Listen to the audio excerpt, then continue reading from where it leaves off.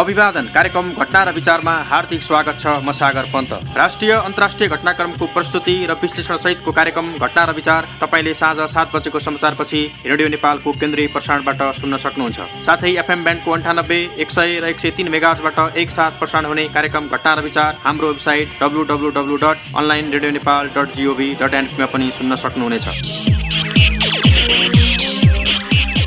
सबैभन्दा पहिले आजका मुख्य विषय। निरङ्कुशतावादीहरू सलबलाउन थालेको प्रधानमन्त्री प्रचण्डको भनाई, भ्रष्टाचार विरुद्धको अभियान थप प्रभावकारी बन्ने उद्घोष। लडेर जित्न कठिन छ, त्यसको निम्ति जनताको साथ र ग्राउन्डको साथ अपरिहार्य छ। सुन तस्करी प्रकरणमा अनुसन्धान गरेको भन्दै कर्मचारीद्वारा भन्सार जाँच पास ठप्प, भन्सारका कर्मचारीले चरम अराजकता प्रदर्शन गरेको टिप्पणी। सरकारलाई असफल पार्न विभिन्न हत्कण्डा देखाइएको गृहमन्त्री श्रेष्ठको भनाई, भ्रष्टाचार तस्करी कमिसनखोरलाई दण्डित गरी छाड्ने उद्घोष। र माओवादीको 3 महिने रूपान्तरण अभियान र सरकारका कामबारे नेता सरल सहयात्रीसँग गरिएको कुराकानी लगायतका सामग्री लिएर उपस्थित भएका छौं। आजको कार्यक्रम सुरु गरौं निरङ्कुशतावादीहरू सलबलाउन थालेको प्रधानमन्त्री प्रचण्डको भनाई सम्बन्धी प्रसङ्गबाट। समाजवादी मोर्चाका शीर्ष नेताहरूले सरकारले सुशासनका विषयमा लिएको पहल कदमी प्रशंसायोग्य भएको बताएका छन्। भ्रष्टाचार विरुद्ध सरकारले गरेका कामले जनतामा आशा जगाएको बताएका नेताहरूले सरकार प्रतिक्रियावादीहरूको घेरामा रहेको समेत उल्लेख गरेका छन्। यसो त सरकारको भविष्यबारे आफूलाई कुनै चिन्ता नरहेको प्रधानमन्त्री पुष्पकमल दाहाल प्रचण्डले उद्घोष गर्नुभएको छ। भ्रष्टाचार विरुद्धको अभियान अन्तिमसम्म पुर्याउने प्रतिज्ञा गर्नुभएका प्रधानमन्त्री प्रचण्डले सरकार विरुद्धको षड्यन्त्र चिर्न जनतालाई अपील समेत गर्नुभयो। थप सामग्री सहित सहकर्मी हरि रिमाल। प्रधानमन्त्री पुष्पकमल दाहाल प्रचण्डले सरकारको भविष्यबारे आफूलाई चिन्ता नरहेको बताउनु भएको छ। सरकार कति दिन टिक्छ भन्ने चिन्ता नभएको बताउनु भएका प्रधानमन्त्री प्रचण्डले भ्रष्टाचार विरुद्धको अभियान अन्तिमसम्म पुर्याउने प्रतिज्ञा गर्नुभएको छ। प्रधानमन्त्री पुष्पकमल दाहाल प्रचण्डले सरकारले एकपछि अर्को भ्रष्टाचार विरोधी अभियानको थालनी गरेकोमा त्यस विरुद्ध देशभरबाट षड्यन्त्र भइरहेको बताउनु हुँदै सरकारले भ्रष्टाचारको अभियान अन्तिमसम्म पुर्याउने स्पष्ट अडान लिएको बताउनु भयो। विराटनगरमा आयोजित समाजवादी मोर्चाको सन्देश सभालाई सम्बोधन गर्नुहुँदै प्रधानमन्त्री प्रचण्डले सरकारको भविष्यबारे चिन्ता नभएको र भ्रष्टाचार विरुद्धको अभियानलाई तार्किक निष्कर्षमा पुर्याइ छान्ने उद्घोष गर्नुभएको हो। कति दिन टिक्छ मलाई त्यसको चिन्ता छैन। सरकारले बेचितीका विरुद्ध, विकृतिका विरुद्ध, भ्रष्टाचारका विरुद्ध संघर्ष सुरु गरिसकेको छ। यसलाई अन्तिम समयसम्म पुर्याउने प्रतिज्ञा मैले लिएको कुरा पनि यहाँलाई जानकारी गराएँ। प्रधानमन्त्री प्रचण्डले नक्कली भुटानी शरणार्थी प्रकरणबाट सुरु भएको भ्रष्टाचार विरोधी अभियान ललिता निवास हुँदै सुन तस्कर विरुद्ध लागेको बताउँदै एकपछि अर्को व्यथिति विरुद्ध कदम लिएर देशभर प्रतिक्रियावादीहरू सरकारको विरुद्ध षड्यन्त्र गरिएकाले जनतालाई अन्तिमसम्म साथ दिन अपिल समेत गर्नुभयो। एकपछि अर्को गरी व्यथितिमाथि सरकारकै तर्फबाट, सरकारको नेतृत्वको तर्फबाट पहल लिएपछि एक थरी त्यस्ता कुशासनका पक्षधरहरू आतंकित पनि छन् र हजारौं किसिमका चालबाजी र षड्यन्त्र गर्दैछन्। यसको निम्ति खाली सरकार एक्लैले या गठबन्धनका पार्टी र नेताहरूले मात्रै यो लडाईँ लडेर जित्न कठिन छ, त्यसको निम्ति जनताको साथ र ग्राउन्डको साथ अपरिहार्य छ। म तपाईहरुसँग विशेष रूपले अपिल गर्न चाहन्छु। प्रधानमन्त्री प्रचण्डले आफू राजनीतिक लडाईँमा रहेको भन्दै लोकतान्त्रिक दलका नेतालाई खुकुरी हान्ने प्रवृत्ति सही नभएको भन्दै कडा टिप्पणी समेत गर्नुभएको छ। अब यो समाजवादी मोर्चाले जहाँ बदमासी हुन्छ, गाली गलौज हुन्छ, त्यो दिनको जवाब पत्थरले दिनै पर्यो। लाखौं जनतालाई सडकमा ल्याउने हो र यी गुण्डाहरू र यी क्रान्तिकारीहरू दलालहरूलाई हामी जिउँदैछौँ भन्ने देखाउनु पर्यो। जनता जीवित छ अनि मात्रै हाम्रो जित हुन्छ। उक्त सन्देश सभालाई सम्बोधन गर्नुहुँदै नेपाल कम्युनिस्ट पार्टीका महासचिव नेत्र विक्रमचन्द्र विप्लवले समाजवादी मोर्चा गठन भएपछि केही मान्छेहरूमा त्रास र आतंक बढेको बताउनु भयो। सभामा पूर्व प्रधानमन्त्री एवं नेकपा एकीकृत समाजवादीका अध्यक्ष माधव कुमार नेपालले मिसन समाजवाद दिएर आफूहरू अगाडि बढेको बताउनु हुँदै प्रधानमन्त्री प्रचण्डले चलाएका अहिलेका काम राम्रा भएको भन्दै प्रशंसा गर्नुभयो। नेता नेपालले मोर्चाले गरेका अन्य 6 वटै सभा सफल भएको बताउँदै भ्रष्टाचारमा डुबेका अपराधमा संलग्न रहेकाहरूलाई मोर्चाले अस्वीकार गर्ने उद्घोष गर्नुभयो। मोर्चा बनेको विषयमा विभिन्न प्रश्न उठाउनेहरूलाई जवाफ दिँदै नेता नेपालले 7 साल 46 र 62 सालमा पनि मोर्चा बनाएर आन्दोलन गरेको नबिर्सन सुझाव समेत दिनुभयो। मोर्चा बनेपछि कतिपयले चिडचिड पसिना काटेर हिँडिरहेको टिप्पणी गर्नुहुँदै अध्यक्ष नेपालले आफूहरू एकता र मेलमिलापको पक्षमा रहेको र समाजवादमा जानका लागि मोर्चा बनाएको स्पष्ट पार्नुभयो।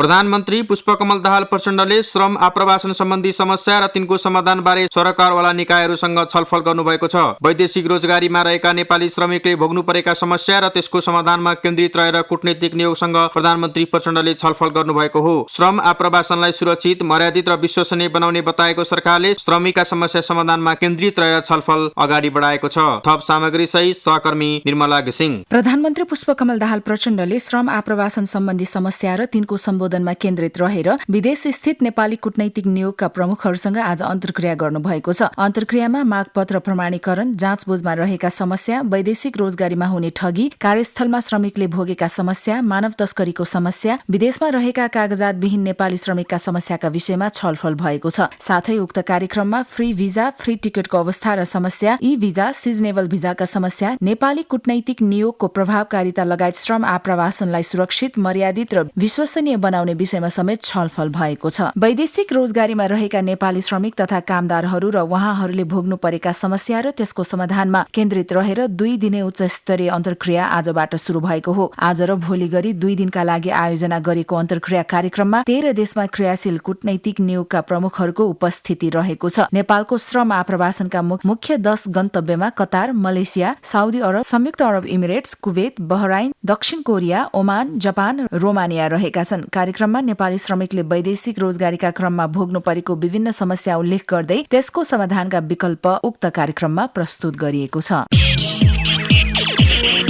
सरकारका उपप्रधान तथा गृहमन्त्री नारायण काजी श्रेष्ठले सुशासन र भ्रष्टाचार विरोधी अभियानलाई रोक्न अनेकन षड्यन्त्र भइरहेको बताउनु भएको छ। सरकारले थालेको भ्रष्टाचार विरोधी अभियानलाई जनताले अपार समर्थन गरे पनि भ्रष्टाचारमा संलग्नहरूले सरकारलाई असफल पार्न विभिन्न हत्कण्डा देखाएको गृहमन्त्री श्रेष्ठको भनाइ छ। भ्रष्टाचार, तस्करी, कमिसन खोर र कानूनको उल्लङ्घन गर्नेहरूलाई दण्डित नगरेसम्म नेपालमा विकास र समृद्धिले फड्को मार्ने सम्भावना नरहेको गृहमन्त्री श्रेष्ठको भनाइ छ। थप सामग्री सहित सहकर्मी हरि रिमाल। उपप्रधान तथा गृहमन्त्री नारायण काजी श्रेष्ठले सुशासन र भ्रष्टाचार विरोधी अभियानलाई रोक्न अनेक षड्यन्त्र भइरहेको बताउनु भएको छ। गृहमन्त्री श्रेष्ठले सरकारले थालेको भ्रष्टाचार विरोधी अभियानलाई जनताको अपार समर्थन रहेको भन्दै अभियानलाई असफल पार्न विभिन्न हत्कण्डा देखा पर्न थालेको बताउनुभयो। ज्यापु समाजको 30औं वार्षिक साधारण सभालाई सम्बोधन गर्नुहुँदै गृहमन्त्री श्रेष्ठले सुशासन अभियानलाई अघि नबढोस्, यसले विश्राम लियोस् भनेर तैचुक मैचुक होस् भनेर नयाँ षड्यन्त्र देखा पर्न थालेको समेत बताउनुभयो। यो सुशासनको अभियानलाई, भ्रष्टाचार विरोधी अभियानलाई, दण्डहीनता विरोधी अभियानलाई असफल पार्न विभिन्न हत्कण्डाहरू देखा पर्न थालेका छन्। सुशासनको अभ्यास अगाडि नबढोस्, यसले विराम लियोस् र फेरि तैचुक मैचुक होस्, जस्तो पहिला छ त्यस्तै यथास्थिति कायम होस्, पद मात्रै खाएर बसिरहोस् भनेर नयाँ प्रकारका षड्यन्त्रहरू, तिग्रमहरू देखा पर्न थालेका छन्। म तपाईहरुको अगाडि कबुल गर्न चाहन्छु, हामी विश्राम लिने छैनौं, सुशासनको अभियान जारी राख्नेछौं। माओवादी केन्द्रका वरिष्ठ उपाध्यक्ष समेत रहनुभएका गृहमन्त्री श्रेष्ठले प्रधानमन्त्री पुष्पकमल दाहाल प्रचण्ड नेतृत्वको सरकारको पहिलो शर्तमै सुशासन भएको उल्लेख गर्दै सुशासन विरुद्धको सबै खाले षड्यन्त्रलाई असफल बनाएर अगाडि बढ्ने विश्वास व्यक्त गर्नुभयो। भ्रष्टाचार, तस्करी, कमिसनखोर, कानूनको उल्लङ्घन गर्नेलाई दण्डित गरेर नेपालमा शान्ति सुरक्षाको व्यवस्था नगरेसम्म विकास र समृद्धिले फड्को मार्ने सम्भावना नरहेको गृहमन्त्री श्रेष्ठको भनाइ छ। भ्रष्टाचारको प्रभावकारी नियन्त्रण नगरिकन, दण्डहीनतालाई नियन्त्रण नगरिकन भ्रष्टाचारी, कमिसनखोर र कानूनको उल्लङ्घन गर्नेहरूलाई, समाजमा अपराध गर्नेहरूलाई दण्डित गरेर नेपालमा शान्ति सुरक्षाको व्यवस्था सहित सुशासन कायम नगर्दासम्म विकास र समृद्धिले फड्को मार्न सक्ने स्थिति भएन। त्यसकाले अहिलेको सरकारले समृद्धिको यात्रालाई तीव्र बनाउनका निम्ति, यो प्रक्रियालाई तीव्र पार्नका निम्ति सुशासन पहिलो शर्त भनेर भ्रष्टाचार विरोधी अभियान अगाडि बढाएको छ। त्रिभुवन विमानस्थलका भन्सारका कर्मचारीले भन्सारका सबै सेवा ठप्प पारेका छन्। प्रहरीले सुन तस्करीमा संलग्नको आशंकामा त्यहाँका कर्मचारीलाई सोधपुछ गरेपछि भन्सारका कर्मचारीले आज भन्सार जाँचपाँचका सबै सेवा ठप्प पारेका हुन्। कर्मचारीले सेवा ठप्प पार्दा विमानस्थल भन्सारको कार्गो तर्फका सबै सेवा अवरुद्ध भएको छ भने सेवाग्राहीले दुःख भोग्नु परेको छ। सुन तस्करी प्रकरणमा अनुसन्धान गरेको भन्दै भन्सारको सेवा ठप्प पार्नु चरम अराजकता भएको नागरिक स्तरबाट समेत चर्को टिप्पणी हुन थालेको छ। थप सामग्री सहित सहकर्मी निर्मला घिसिङ। सुन तस्करी प्रकरणमा अनुसन्धान गरेको भन्दै भन्सारका कर्मचारीले विमानस्थल भन्सारका सबै सेवा ठप्प पारेका छन्। त्रिभुवन अन्तर्राष्ट्रिय विमानस्थल भन्सारका कर्मचारीले आज भन्सार जाँचपासका सबै सेवा ठप्प पारेका हुन्। गत श्रावण 2 गते राजस्व अनुसन्धान विभागले विमानस्थल भन्सारमा समातेको 60 केजी तस्करीको सुन प्रकरणमा कर्मचारीमाथि अनुसन्धान गरिएको भन्दै उनीहरू आन्दोलित हुँदा सेवा नै ठप्प पारेका हुन्। कर्मचारीले सेवा ठप्प पार्दा विमानस्थल भन्सारको कार्गो तर्फका सबै सेवा अवरुद्ध भएको छ भने सेवाग्राहीले दुःख भोग्नु परेको छ। 60 किलो सुन तस्करी प्रकरणको अनुसन्धान गरेको प्रहरी केन्द्रीय अनुसन्धान विभागले हालसम्म 6000 भन्सार कर्मचारीलाई पक्राउ गरिसकिएको छ। सुन प्रकरणमा प्रहरीले विमानस्थल भन्सारका अन्य कर्मचारीसँग पनि बयान लिइरहेको छ भने केही कर्मचारी विरुद्ध पक्राउ पूर्जी जारी समेत गरिएको छ। सरकारले थालेको सुन तस्करी प्रकरणको अनुसन्धानलाई सहयोग गर्नुको साटो सुन तस्करी प्रकरणमा अनुसन्धान गरेको भन्दै भन्सारका कर्मचारीले विमानस्थल भन्सारका सबै सेवा ठप्प पार्नु चरम अराजकता भएको टिप्पणी हुन थालेको छ। 2064मा पहिलो शक्तिको रूपमा उदाएको माओवादी 2070को निर्वाचन पश्चात लगातार धक्का खाँदै आएको छ। प्रत्येक निर्वाचनमा एकपछि अर्को धक्का खाँदै गएपछि शक्ति पुनर्बहालीका लागि माओवादी केन्द्र यति बेला पार्टी रूपान्तरणको लागि भन्दै जनतासँग माओवादी विशेष 3 महिने अभियानमा जुटेको छ। भ्रष्टाचार विरुद्धको अभियान मार्फत नक्कली शरणार्थी प्रकरण, ललिता निवास जग्गा प्रकरणको फाइल खोलेर एकाएक लोकप्रिय भएको प्रचण्ड नेतृत्वको सरकार यति बेला सुन तस्करी प्रकरणको नाभी पत्ता लगाउने मिसनमा लागेको छ। यी प्रकरणले सरकार नै ढल्ने हो कि अनुसन्धान बीचैमा तुइने पो हो कि भन्ने चौतर्फी आशंकाहरू व्यक्त हुन थालेको छ।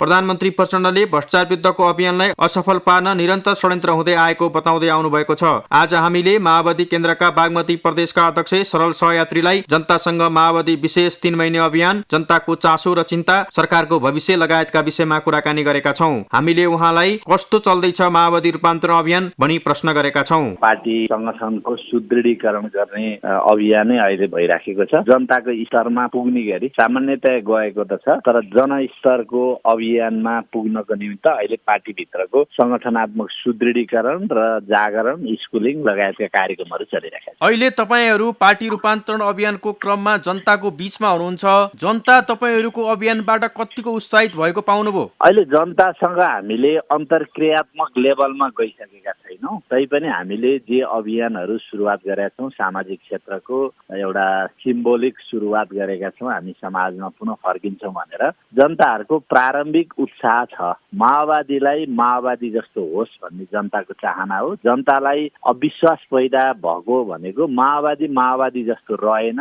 अरू दल जस्तै भए भन्ने जनताको जुन चिन्ता थियो, त्यो चिन्तामा अलिअलि आशा चाहिँ जगाउन सुरुवात गरेको अनुभूति छ। अहिले तपाईहरू लामो समयपछि जनताको बीचमा अभियानै लिएर जानुभएको छ। यो बीचमा माओवादीमा पनि केही समस्याहरू देखिएको जनताले जनताको तहमै गुनासो गर्नुभयो। तपाईहरूको अभियानको क्रममा तपाईहरूको जीवनशैली, कार्यशैली देखेर जनता र तपाईहरूको ग्याप भएको अनुभूति भयो कि भएन? त्यो बिल्कुल भएको छ। माओवादीको बेस भनेको सामाजिक संरचनामा हामीले जे हस्तक्षेप गरेका थियौँ तलसम्म र जनताको दैनिकी जिन्दगीका बारेमा पनि हामी जसरी जनतासँगै थियौँ र त्यसले गर्दा माओवादी राइज भएको हो। त्यसो गर्नको निमित्त माओवादीले संगठनात्मक सुदृढीकरणको विषयलाई हामीले अलि बढी प्रभावकारी ढङ्गले अघिल्ला दिनहरूमा जति बेला माओवादीको जे सङ्गठन उठ्दै थियो त्यति बेला सङ्गठनलाई अनुशासित, दृढ, केयरिङ यो सबै चिजमा चाहिँ हामीले जोडेका थियौँ। तर पछिल्लो चरणमा सङ्गठनात्मक संरचनामा पनि हामी कम उत्तरदायी भयौँ र केन्द्रीय विषयमा केन्द्रित भए पछाडि स्थानीय स्तरको समस्या समाधान हुन्छ। अर्थात् संविधान र कानुन निर्माण गरेपछि जनताले न्याय प्राप्त गर्छन्, समानता प्राप्त गर्छन् भन्ने मनोविज्ञानले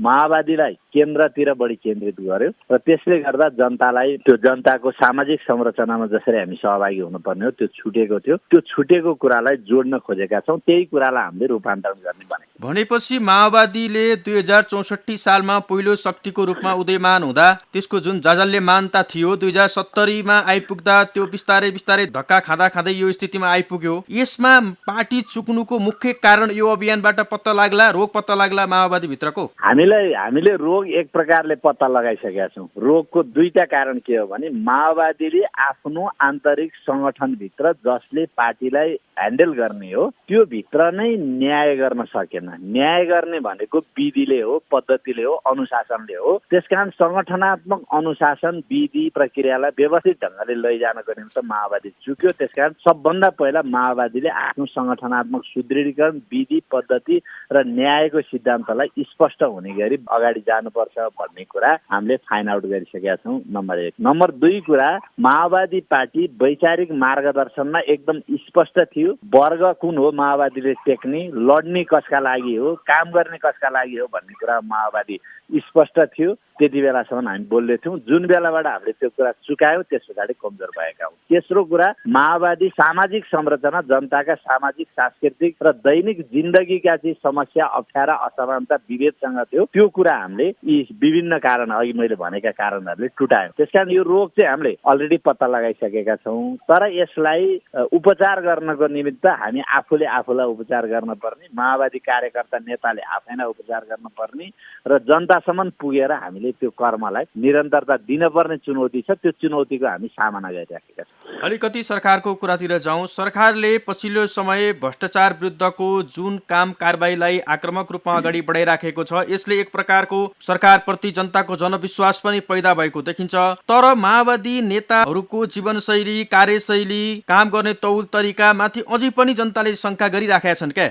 यसको मुख्य कारण जनतालाई चाहिँ मेरो तपाईँको लोकप्रिय यो कार्यक्रम मार्फत मेरो अनुरोध छ जनतालाई, यो सकारात्मक कुरालाई सकारात्मक रूपमा नै स्थापित गर्नुपर्छ र नकारात्मक कुरालाई नकारात्मक साइडबाट नै त्यसको आलोचना गर्नुपर्छ। हाम्रो देशको माओवादीलाई मात्रै होइन, देशमा केही गरौँ भन्ने सबैका लागि यो यदि हामीले स्पेस दिएनौँ भने देशमा खराबहरूको मात्रै उत्पत्ति हुन्छ।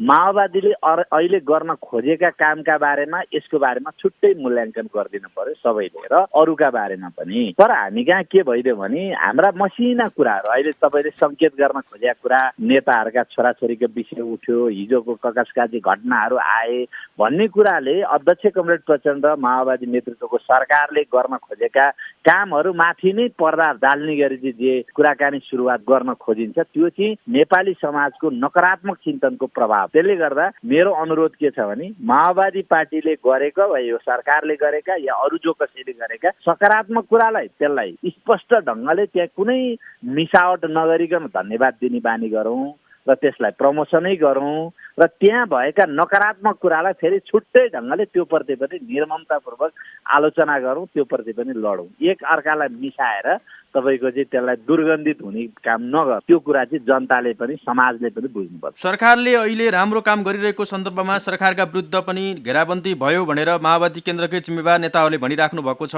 खास यो घेराबन्दी कोबाट किन भइरहेको छ? होइन, समाजमा हामी प्रतिस्पर्धात्मक राजनीतिमा भए पछाडि प्रतिस्पर्धा गर्नेहरूले सरकारलाई विभिन्न ढङ्गले घेराबन्दी गर्नु, त्यो कमजोर होस् भन्ठान्नु, त्यसलाई कमजोर गर्नु, त्यो विपक्षीहरूको दायित्व पनि हुन्छ र सरकारलाई अथवा कुनै पनि त्यो नेतृत्वलाई सबैले 100% मन पराइहाल्छन् भन्ने कुरा पनि हुँदैन। हामीसँग इगो विभिन्न टाइपका चाहिँ चिजहरू विद्यमान रहन्छन् नै। त्यो सन्दर्भमा हामीले यसलाई धेरै चाहिँ भावुक भएर घेराबन्दी गर्यो होइन कि आफ्नो कर्म गरेर हिँड्न जरुरी छ। त्यसकारण सरकारले त्यसलाई घेराबन्दी भयो भन्ने भनेको छैन। अहिले गठबन्धन बलियै छ, गठबन्धनमा विवाद छैन, त्यसले गर्दा बाँकी बाहिरको घेराबन्दीको हिसाब नगरिकन अगाडि जान जरुरी छ। उहाँ हुनुहुन्थ्यो माओवादी केन्द्र बागमती प्रदेशका अध्यक्ष सरल सयत।